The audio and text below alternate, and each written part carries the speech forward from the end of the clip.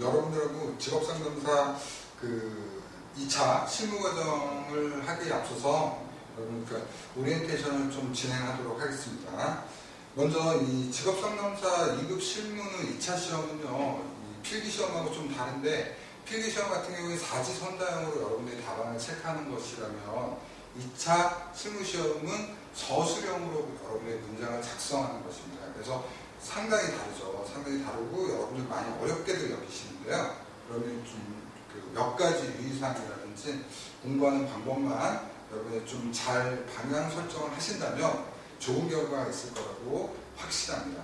첫 번째 여러분들이 기억하셔야 될 건 뭐냐면, 너무 암기 위주로 공부하시는 것은 그렇게 바람직하지 못합니다.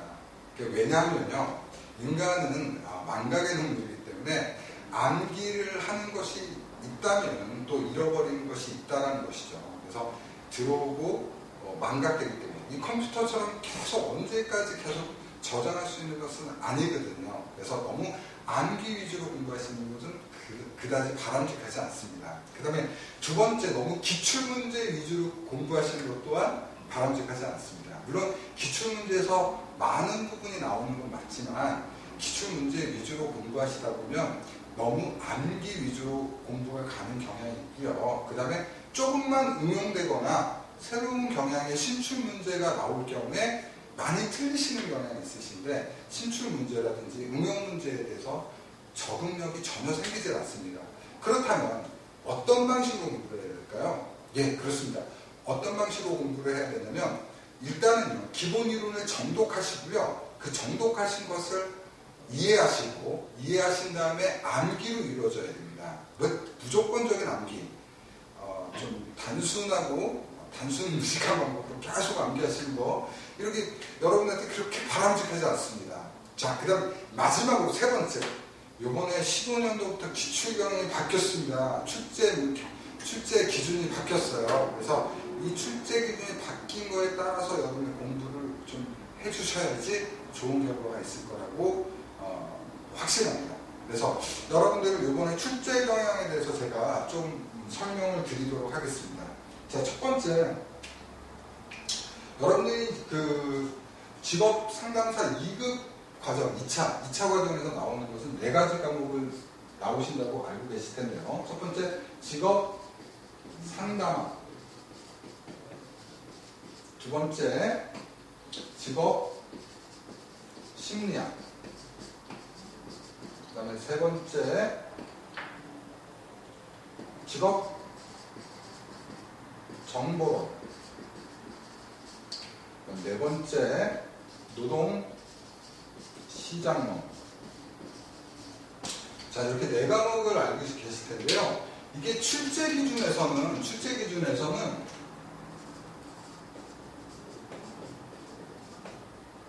첫 번째 어떻게 되냐면 직업심리검사,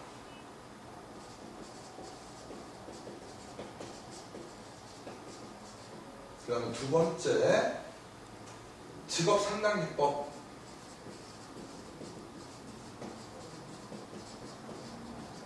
그 다음에 세 번째 직업정보 분석,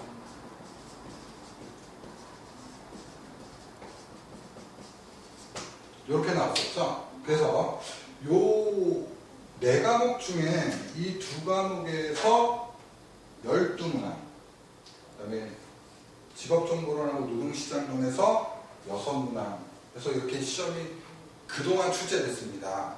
그리고 그 출제 기준에 맞춰서 이걸 좀 맞춰서 좀 설명해 보면, 직업심리검사에서 6문항, 직업상담기법에서 6문항, 그 다음에 직업정보 분석에서 6문항, 합하면은 몇 문항이죠? 18문항이죠? 이게 전통적으로 나왔던 그 문항의 수입니다. 그쵸? 근데 요번에 출제 기준이 변경됐습니다. 언제부터? 15년부터 변경됩니다. 그죠? 15년부터 변경됐는데, 이 변경된 기준이 어떻게 되냐면, 자, 뭐냐면, 직업 심리 검사 파트하고요. 두 번째, 직업 상담하기 파트로 나눠집니다. 그러니까 세 파트에서 두 파트로 나눴죠. 그럼 이 직업정보 분석, 그러니까 직업정보랑 노동시장은 어디로 들어갔을 거야? 여기에 들어갑니다. 이 안에 들어가요. 그러니까 여러분들 자 앞전 시험 볼게요. 14년도 그러니까 올해 마지막 시험 14년도 마지막 시험 3회차 시험에서 몇 문항 나왔죠? 18문항 나왔나요? 18문항 나왔나요? 아니죠. 14년도 마지막 시험에서 19문항 나왔습니다.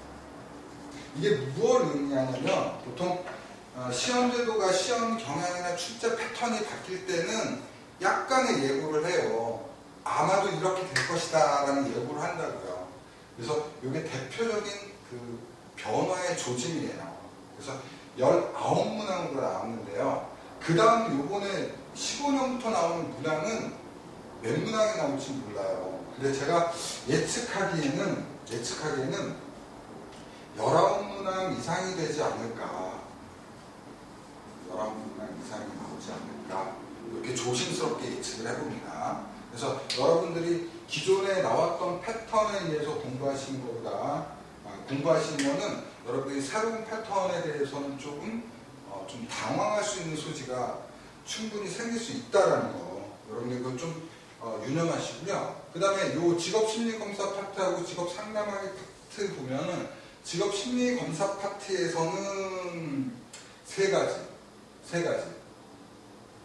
그럼 여기 직업 상담하기 파트에는 4가지 파트가 있어요. 그래서 제가 좀 설명드리면 직업심리 파트에서는 직업심리검사의 내용과 특징을 확인할 수 있어요. 그러니까 이 심리검사가 어떤 내용이고 어떠한 특징을 갖고 있는지 설명할 수 있어야 되고요.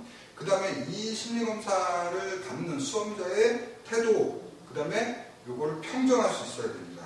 그 다음에 심리검사를 해석하고 또 활용할 수 있어야 돼요. 그래서 심리검사 파트가 상당히 많아졌죠. 그러니까 심리검사 6문항이었는데 문항의 수가 많아진다는 뜻이에요.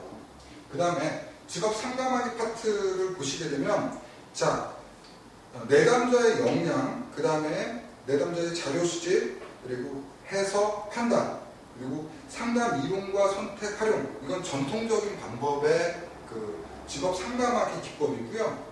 그 다음에 사전기법의 활용 이런 것들이 추가됐습니다. 그 다음에 직업정보분석에서 직업정보분석이 이 중에 하나로 들어갔다는 거죠. 그러면 직업정보분석은 6문항이 나왔는데 지금 여기 이 시험 출제 변경된 출제 기준에 의하면은 6문항 이하로 나오는 확률이 많다라는 얘기예요. 이해되시죠? 예.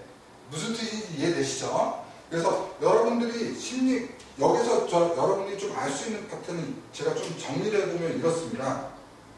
여러분들이 기억하셔야 될 내용은 첫 번째 뭐냐면 심리검사 파트가 새로운 출제 경향에 의하면 심리검사 파트에서 출제 비중이 높아진다는 거예요. 그래서 여러분이 심리검사를 좀 심층적으로 공부를 하셔야 돼요. 심리검사 종류하고 심리검사 특징, 그 다음에 해석하는 방법, 활용하는 방법 이런 거에 대해서 조금 더 심층적으로 공부를 하셔야 되는 거고요. 그 다음에 직업정보론하고 시장론이 출제 비중이 낮아집니다. 가뜩이나 좀 낮았는데 더 낮아진다는 거죠.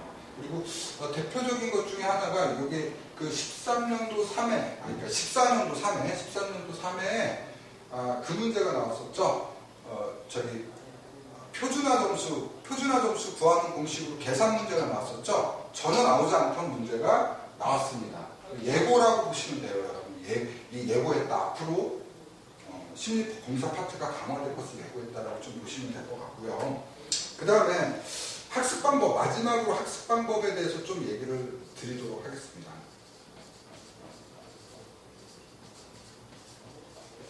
학습 방법에 대해서 좀 제가 말씀을 드리면요. 첫 번째, 아까도 얘기했지만 정독과 이해입니다.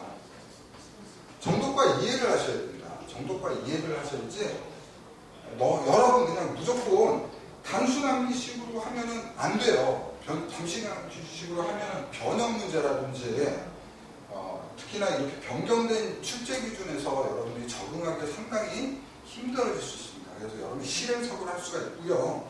그 다음에 두 번째, 이 정독과 이해하는 것은 왜 이해하죠? 우리가 이해를 하고자 하는 것은, 그렇죠, 여러분, 암기하기 위해서 하는 거예요. 그래서 키워드화해서 암기를 하는 거예요. 암기. 제가 암기하지 말자고 하는 게 아니라요, 제대로 풀기 위해서 암기하는 거예요. 자, 보세요. 그러니까 여러분들 그 재수생, 아니 N수생 한 번 이상 떨어지시는 분들 있잖아요. 문제를 푸는데 분명히 암기했던 건데 문제는 틀린단 말이에요. 이게 왜 그래요? 이게 이것을 묻는 문제인지 몰랐던 거죠. 이해되세요? 나는 그냥 드립다 외웠어요. 드립다 그냥 생각 안 하고 외우기만 하니까 이게 약간만 변형되면은 이거 묻는 문제였구나. 나중에 모른다라는 거죠. 땅을 치면서 후회하죠. 그죠? 이해되시죠? 자, 그 다음에 마지막에 응용과 문장화입니다. 응용과 문장화예요. 자, 이런 정독을 통해서 이해를 하셨다면 키워드화 시키시고 이것을 문장화식, 즉 서술형 답안을 작성할 수 있는 능력을 만들 수 있다는 거예요. 이해되세요? 어렵지 않습니다. 자, 여러분 생각해 보세요. 자, 문장의 핵심 키워드만 가지고 있는 상태에서 주어만 붙이면 되겠죠? 네? 직업상담사에서 주어는 보통 뭐죠? 내담자. 그죠? 개인은 내담자. 얘네들이 주어가 되죠? 그죠? 무엇을, 목적어 쓰시면 되죠? 거기에 따른 뭐 서술어라든지 이런 것들을 기입하면 여러분 문장이 만들어진다는 거죠. 그래서 정독한 개념을 이해를 하고 그 이해한 것을 키워드하고 문장화하는 게 여러분 합격의 방법입니다.